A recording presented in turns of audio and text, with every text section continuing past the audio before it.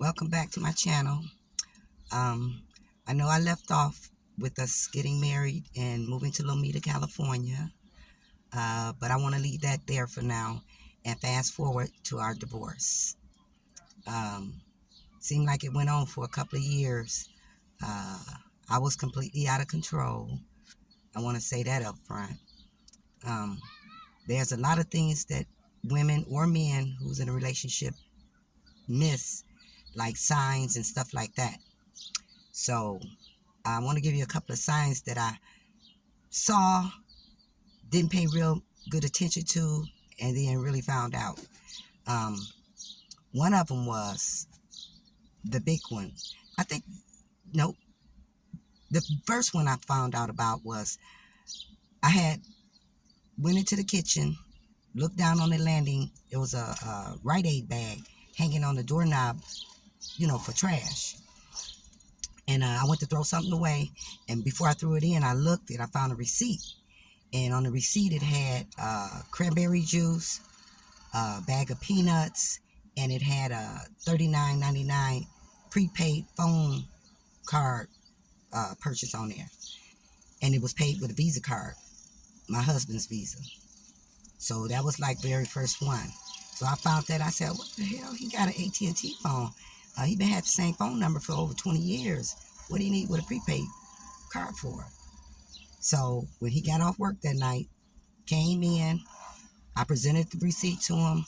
Like, what is this? A prepaid phone card. That's not mine. That's not mine. Of course, he denied it.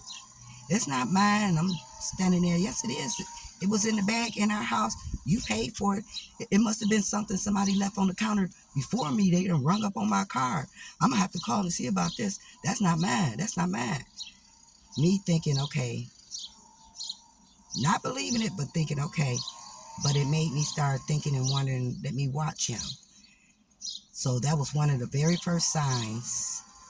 And then probably a couple of weeks later, where I work at, our job had given us about, I think, 4 or 6 weeks off because they was retooling. So I was going to be home. We were still getting paid and everything, but I was going to be off work for those weeks. And the very first day of my off period, he came in from work that night. As usual, I got up, went to the kitchen doorway. Hey, helping him put his stuff up and all of that. He had an instant attitude. Just snapped me up, snapped me off. I said, what's wrong? I said, oh, you need some time to unwind? Yeah, every time I come home, you always run in the kitchen. I was like, oh, okay.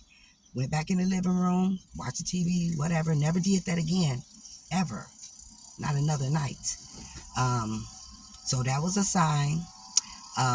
Another sign was he was keeping his cell phone, the one from AT&T, in his house coat pocket.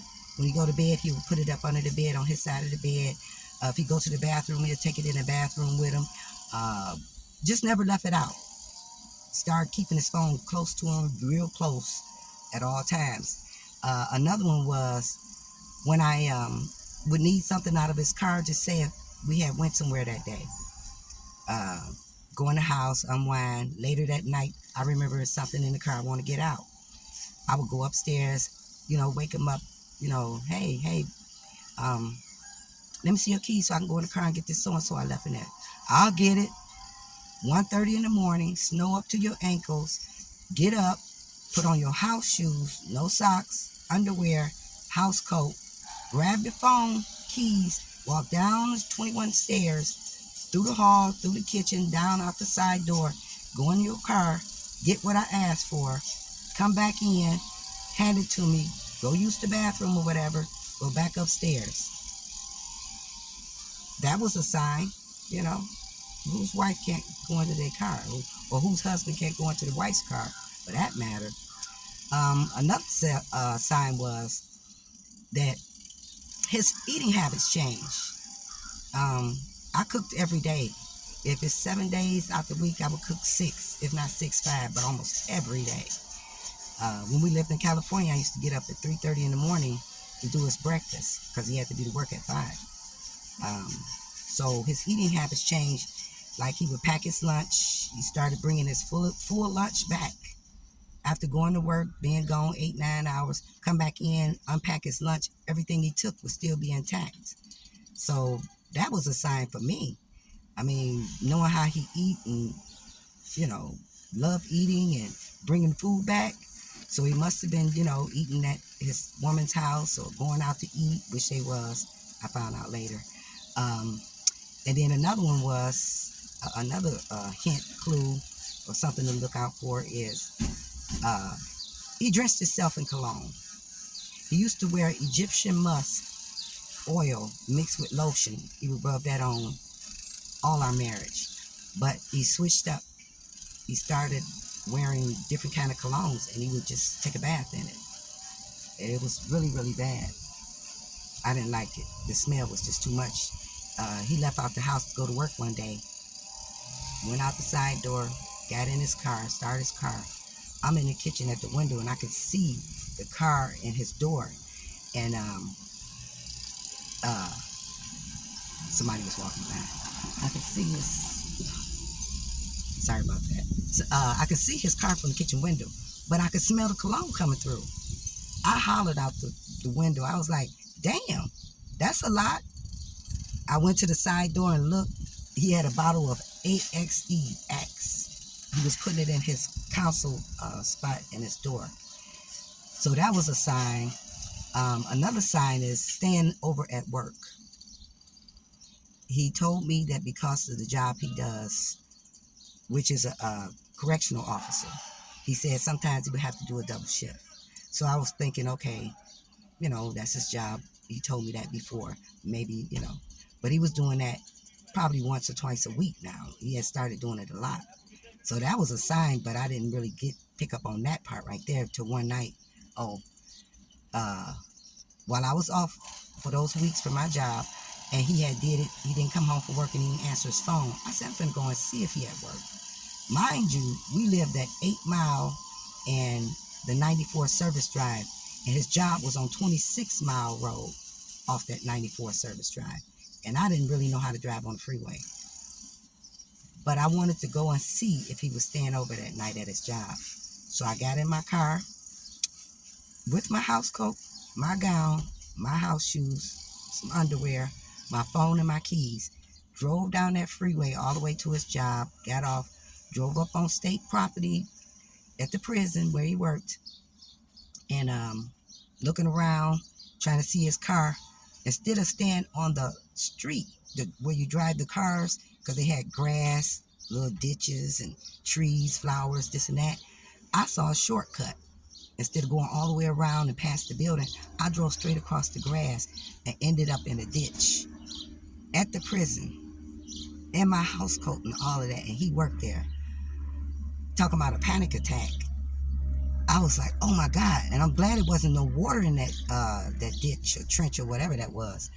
So I ended up getting out, stepping in grass that was real high. My legs was wet, mud on my house shoes. It was nothing I could do. I knew they had those cameras. I had to go in there and say something. So I walked inside the building.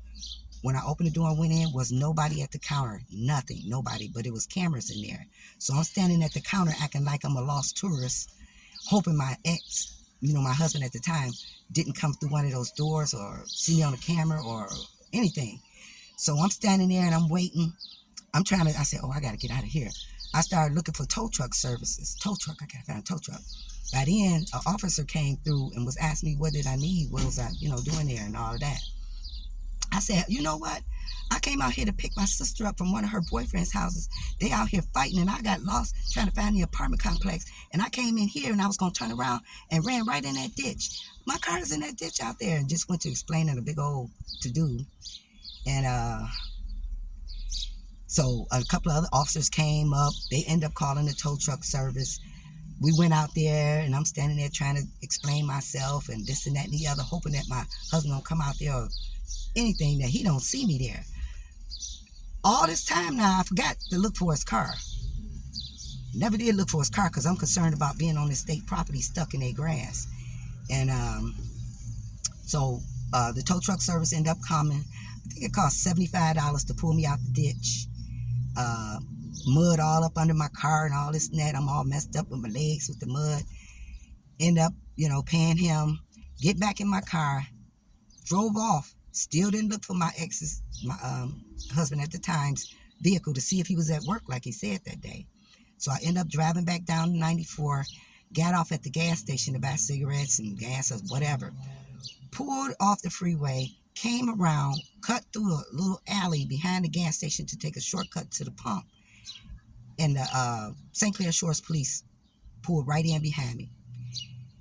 Turned on their lights. I was like, oh my God.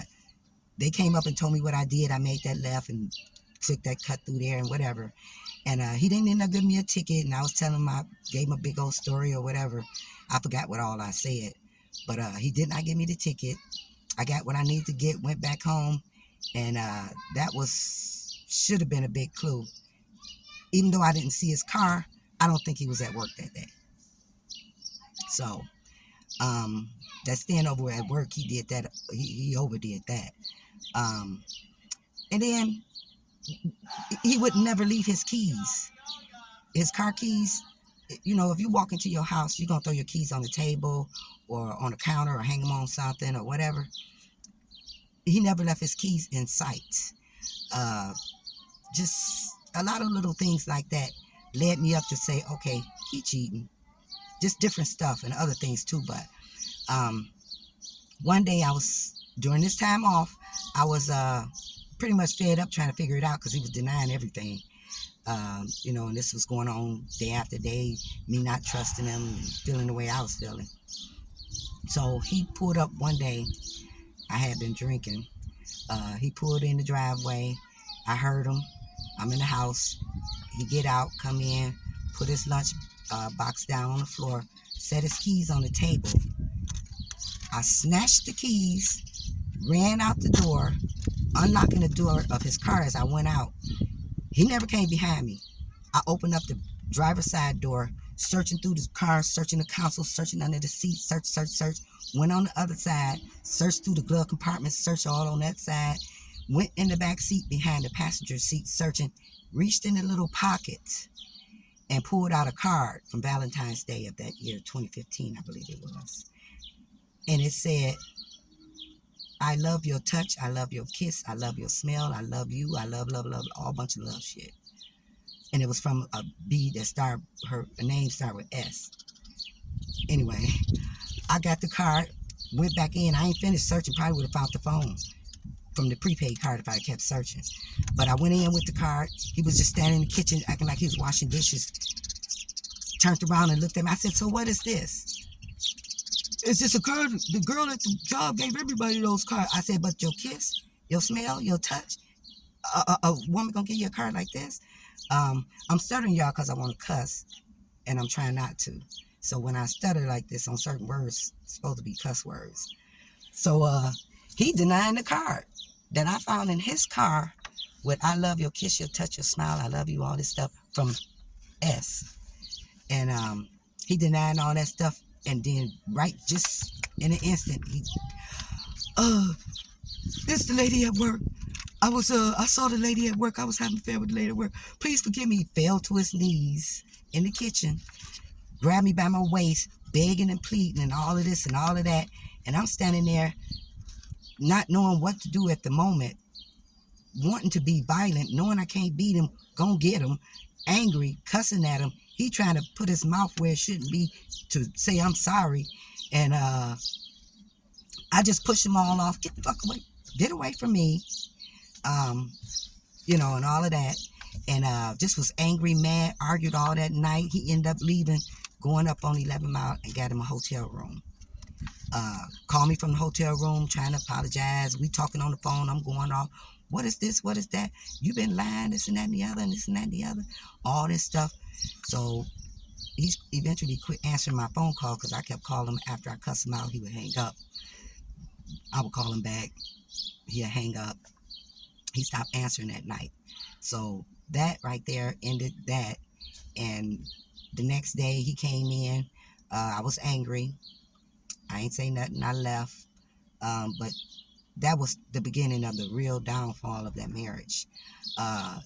This went on for a couple of years, off and on, the anger, the this, the that, me finding out, digging deeper, end up finding out where the woman lived, going over there, me ending up in jail, me ending up in the hospital, me ending up with a black eye, me fighting and cutting people and on probation, and me just bad, nothing but bad stuff came after that. But yeah, so those are some signs that you can watch out for that happened in my marriage. I'm sure there's a couple of other ones that I can't remember right now, but it was a whole bunch of them. And if I remember them down the line, I'll let you know. But right now I'm about to go because there's too many people walking behind me and on the side of me and over here. So thanks for joining me. I'll be back with another video. Take care, and if you can, share me out, subscribe. So when I go live, one of my first cousins, she's going to be my first interview, and you're going to love her. Nothing but hilarious. Dysfunctional too, she'll tell you. And I appreciate you guys, and I'll talk to you later. Bye.